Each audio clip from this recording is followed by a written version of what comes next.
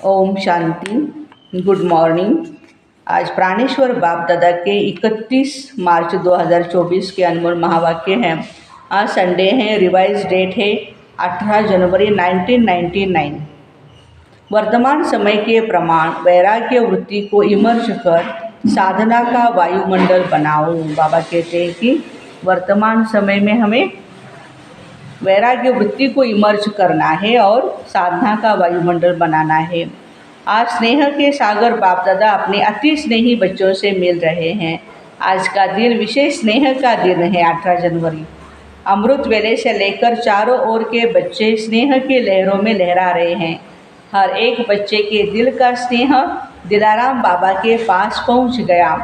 बाप दादा भी सभी बच्चों को स्नेह के रेस्पॉन्स में स्नेह और समर्थपन का वरदान दे रहे हैं। बाप दादा आज के दिन को बाप दादा यज्ञ की स्थापना में विशेष परिवर्तन का दिन कहते हैं। आज के दिन ब्रह्मा बाबा गुप्त रूप में बैकबोन बन अपने बच्चों को साकार रूप में विश्व के मंच पर प्रत्यक्ष किया। इसलिए इस दिवस को बच्चों के प्रत्यक्षता का दिन कहा जाता है। एक यज्ञ के परिवर्तन का दिन है और बच्चों के प्रत्यक्षता का दिन है, समर्थ दिन है। देखो, विल पावर देने का दिवस है। ब्रह्मा बाप गुप्त रूप में कार्य कर रहा है, अलग नहीं है, साथ ही है, सिर्फ गुप्त रूप में करा रहे हैं।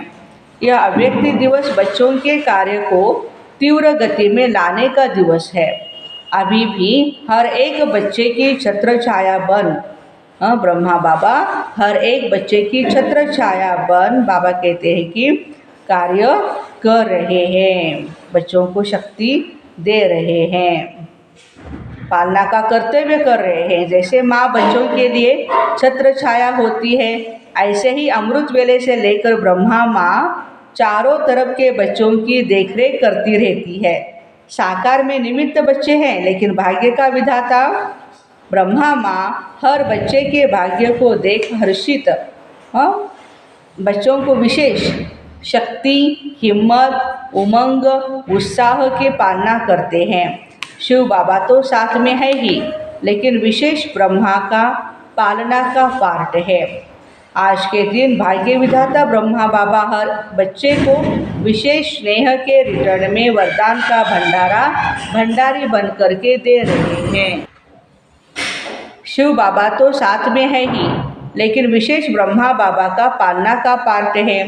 आज के दिन भाग्य विधाता ब्रह्मा हर बच्चे को विशेष स्नेह के रिटर्न में वरदान का भंडारी बन बांटते हैं।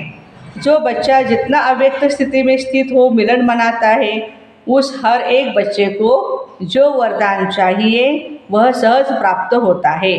वरदानों का खुला भंडार है, जो चाहिए जितना चाहिए उतना प्राप्त होने का यह श्रेष्ठ दिवस है। स्नेह का रिटर्न होता है सहज वरदान की गिफ्ट। स्नेह का रिटर्न क्या है? सहज वरदान की गिफ्ट। तो गिफ्ट में मेहनत नहीं करनी पड़ती है, सहज प्राप्ति होती है। गिफ्ट मांगी नहीं जाती है, स्वतः ही प्राप्त होती है। पुरुषार्थ से वरदान के अनुभूति की प्राप्ति अलग चीज़ है, लेकिन आज के दिन ब्रह्मा माँ स्नेह के रिटर्न में वरदान देती है। तो आज के दिन सभी ने सहज वरदान प्राप्त होने की अनुभूति की। बाबा क्वेश्चन पूछ रहे हैं बच्चों को, अभी भी सच्चे दिल के स्नेह का रिटर्न वरदान प्राप्त कर सकते हो? वरदान प्राप्त करने का सहज साधन है दिल का स्नेह। जहाँ दिल का स्नेह है, वो स्नेह ऐसा खजाना है जिस खजाने द्वारा बाप दादा द्वारा जो चाहे अविनाशी वरदान प्राप्त कर सकते हो। वह स्नेह का खजाना हर बच्चे के पास है। स्नेह का खजाना तब है, बाबा कहते हैं आप बच्चों के पास, तब तो यहाँ मधुबन में पहुँचे हो ना। स्नेह खींच करके लाया है और स्नेह में रहना बहुत सहज है। पुरुषार्थ की मेहनत नहीं करनी पड़ती, क्योंकि स्नेह का अनुभव हर आत्मा को होता है। सिर्फ अब जो बिखरा हुआ स्नेह था, कुछ कहाँ था, वह बिखरा हुआ स्नेह एक के ही साथ जोड़ लिया है। क्योंकि पहले अलग अलग संबंध था, अब एक में सर्व संबंध है। तो सहज सर्व स्नेह एक से हो गया ना। इसलिए हर एक कहता है मेरा बाबा। तो स्नेह किससे होता है? मेरे से होता है। हाँ, सभी कहते हैं ना मेरा बाबा। ये कहते हो दादियों का बाबा है, महारथियों का बाबा है, सबका बाबा है ना। आज के दिन कितने बार हर एक बच्चे ने दिल से कहा मेरा बाबा मेरा बाबा। सभी सभी ने कहा मेरा बाबा के रो रिहान की है ना। सारा दिन क्या किया? स्नेह के पुष्प बाप दादा को अर्पित किया। बाप दादा के पास स्नेह के पुष्प बहुत बढ़िया से बढ़िया पहुँच रहे हैं। स्नेह तो बहुत अच्छा रहा। अब बाबा कहते स्नेह का स्वरूप साकार में इमर्ज करो, वह है समान बनना। अभी यह समान बनने का लक्ष्य तो सभी के पास है ना। अभी साकार में लक्षण दिखाई दे, जिस भी बच्चे को देखे, जो भी मिले, संबंध संपर्क में आए, उन्हों को यह लक्षण दिखाई दे। यह तो जैसे परमात्मा बाप ब्रह्मा बाप के ही गुण हैं, वह बच्चों के सूरत और मूरत में दिखाई दे। अनुभव करें इनके नयन, इनके बोल, इन्हों की वृत्ति, इन्हों के वाइब्रेशंस न्यारे हैं। मधुबन में आते हो तो ब्रह्मा बाबा के कर्म साकार में होने के कारण भूमि में तपस्या, कर्म और त्याग के वाइब्रेशन समाये हुए होने के कारण यहाँ सहज अनुभव करते हैं कि यह संसार न्यारा है, क्योंकि ब्रह्मा बाप और विशेष बच्चों के वाइब्रेशन से वायुमंडल अलौकिक बना हुआ है। ऐसे ही जो बच्चा जहाँ भी रहता है, जो भी कर्म क्षेत्र है, हर एक बच्चे से बाप समान गुण कर्म श्रेष्ठ वृत्ति का वायुमंडल अनुभव में आए। बाप समान गुण कर्म श्रेष्ठ वृत्ति का वायुमंडल अनुभव में आए, इसको बाप दादा कहते हैं बाप समान बनना। जो अभी तक संकल्प है बाप समान बनना ही है, वह संकल्प अभी चेहरे और चलन में दिखाई दे। जो भी संबंध संपर्क में आए, उनके दिल से यही आवाज़ निकले, ये आत्माएं बाप समान है।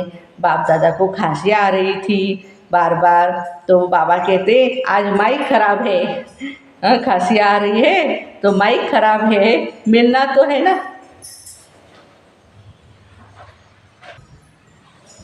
यह माइक नहीं चलता तो यह माइक भी काम का नहीं।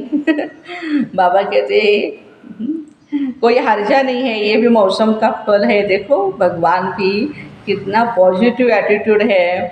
खांसी आ रही है तो भी कह रहे हैं कि मौसम का ये फल है। तो बाप दादा सभी बच्चों से ये प्रत्यक्षता चाहते हैं, जैसे वाणी द्वारा प्रत्यक्षता करते हो, वाणी का प्रभाव पड़ता है ना, उससे भी ज़्यादा प्रभाव गुण और कर्म का पड़ता है। हर एक बच्चे के नयनों से यह अनुभव हो, इन्हों के नयनों में कोई विशेषता है, साधारण नहीं अनुभव करे, अलौकिक है। उन्हों के मन में क्वेश्चन उठे कि यह कैसे बने, कहाँ से बने, स्वयं ही सोचे और पूछे कि बनाने वाला कौन है। जैसे आजकल के समय में भी कोई बढ़िया चीज़ देखते हो तो दिल में उठता है यह बनाने वाला कौन। ऐसे अपने बाप समान बनने की स्थिति द्वारा बाप को प्रत्यक्ष करो। आजकल मेजॉरिटी आत्माएं सोचती है क्या इस समय इस आकार सृष्टि में, इस वातावरण में रहते हुए ऐसी भी कई आत्माएं बन सकती हैं। तो आप उन्हों को ये प्रत्यक्ष भी दिखाओ कि बन सकता है और हम बने हैं। हर एक बच्चा बाप समान प्रत्यक्ष प्रमाण बन जाए ना, तो मानने और जानने में मेहनत नहीं लगेगी, फिर आपकी प्रजा बहुत जल्दी तैयार हो जाएगी। मेहनत, समय कम और प्रत्यक्ष प्रमाण अनुभव करने से जैसे प्रजा का स्टैंप लगता जाएगा। राजा रानी तो आप बनने वाले हैं ना। बाप दादा एक बात का फिर से अटेंशन दिला रहे हैं, वर्तमान वायुमंडल के अनुसार मन में, दिल से अभी वैराग्य वृत्ति को इमर्ज करो। बाप दादा ने हर बच्चे को, चाहे प्रवृत्ति में है, चाहे सेवा केंद्र पर है, चाहे कहाँ भी रहते हैं, स्थूल साधन हर एक को दिए हुए हैं। ऐसा कोई बच्चा नहीं है जिसके पास खाना पीना रहना इसके साधन न हो, कोई भी नहीं है। जो बेहद के वैराग्य वृत्ति में रहते हुए आवश्यक साधन चाहिए ना, वह सबके पास है। अगर कोई को कमी है तो वह उसके अपने अलबेलेपन या आलस्य के कारण है। देखो, बाकी ड्रामा अनुसार बाप दादा जानते हैं कि आवश्यक साधन सबके पास है, कोई भी ये नहीं कह सकता कि मेरे पास ये नहीं है। जो आवश्यक साधन है वह तो चलने ही है, लेकिन कहाँ कहाँ आवश्यकता से भी ज़्यादा साधन है। बाबा कहते हैं कि साधना कम है और साधन का प्रयोग करना या कराना ज़्यादा है। इसलिए बाप दादा आज बाप समान बनने के लिए विशेष अंडरलाइन करा रहे हैं कि साधनों के प्रयोग का अनुभव बहुत किया, जो किया वह भी बहुत अच्छा। अब साधना को बढ़ाना अर्थात बेहद की वैराग्य वृत्ति को लाना। ब्रह्मा बाप को देखा, लास्ट घड़ी तक बच्चों को साधन बहुत दिए, लेकिन स्वयं साधनों के प्रयोग से दूर रहे। होते हुए भी दूर रहना उसे कहेंगे वैराग्य, होते हुए भी दूर रहना उससे उसे कहेंगे वैराग्य। लेकिन कुछ है ही नहीं और कहे हमको तो वैराग्य है, हम तो है ही वैरागी, तो वह कैसे होगा? वो तो बात अलग है। सब कुछ होते हुए नॉलेज और विश्व कल्याण की भावना से, बाप को स्वयं को प्रत्यक्ष करने की भावना से अभी साधनों के बजाय बेहद की वैराग्य वृत्ति हो। जैसे स्थापना के आदि में साधना कम नहीं थी ना, लेकिन बेहद के वैराग्य वृत्ति की भट्टी में पड़े हुए थे। यह 14 वर्ष की जो तपस्या की, यह बेहद के वैराग्य वृत्ति का वायुमंडल था। बाप दादा ने अभी साधन बहुत दिए हुए हैं, साधनों की अभी कोई कमी नहीं है, लेकिन सब कुछ होते हुए भी बेहद की वैराग्य वृत्ति हो।